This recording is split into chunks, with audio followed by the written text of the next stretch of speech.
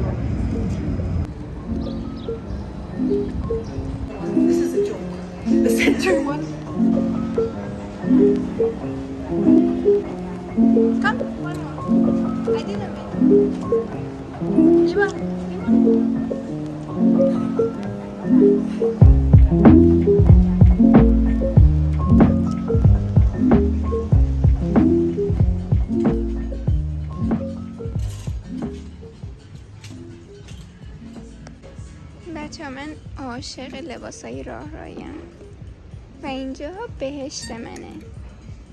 ببینید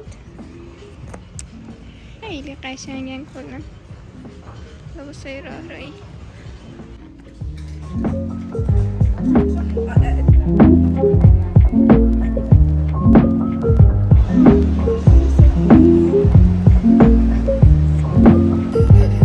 بچه این گل تقدیم بشه.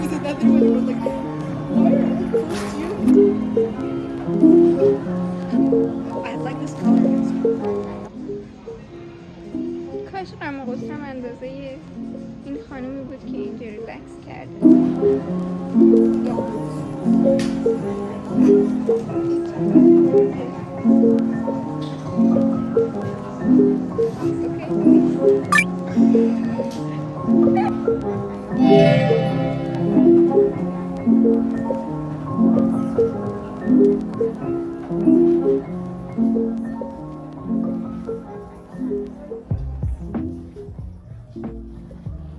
بچه من کسی ندارم ازم ویدیو بگیره، به خاطر همین مجبورم بذارم اینجا.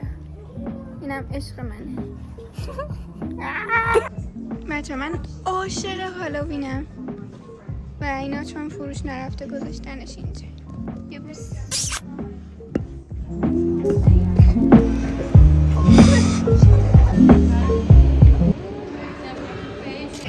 خب بچه ما یه دوری تو مال زدیم، الان اومدیم اینجا بستنی سفارش دادیم، مال من آماده شده، مال دوستام الان داره آماده میشه، من منتظرشون هم بیان. فکر میکردیم که فیلم ساعت 8 شروع میشه، از ساعت 7 اومدیم 1 ساعتی چرخیدیم ولی الان زده 8:30 دیگه، نیم ساعت اینجا بشینیم و ساعت 8:30 بریم فیلم رو ببینیم. فیلمی که میخوایم ببینیم اینه که الان براتون میذارم. این فیلمه دو زوری، نمیدونم به بلغاری یعنی چی، فقط میتونم بخونمش. دو زوری.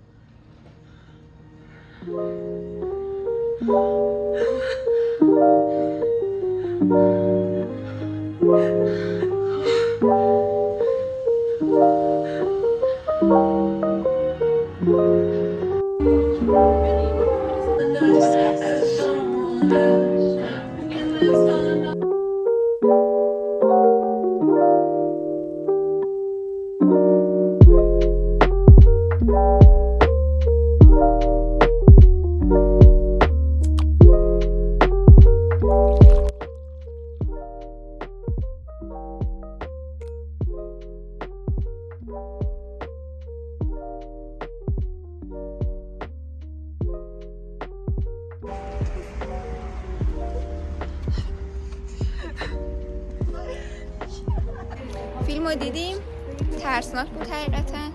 من خیلی ترسوتر از اینم که برام ویدیو ترسناک ببینم، ولی خب نمیدونستم که ترسناک. به خاطر همین از اول تا آخرش چشم و گوشم بسته بود. ولی در کل موضوعش این بود که چند تا اکیپ دختر پسر بودن که خواهر یکیشون گم میشه و کلا همشون میرن دنبال خواهره بگردن که توی خونه زندانی میشن و یه قاتل سریالی هی همشون رو میکشه، هی دوباره زنده میشن تا وقتی که میتونن قاتل رو بکشن و همشون آزاد بشن. از اول تا آخرش این بود و آخرم قاتل رو میکشن همشون آزاد میشن. بچه تازه ساعت 10.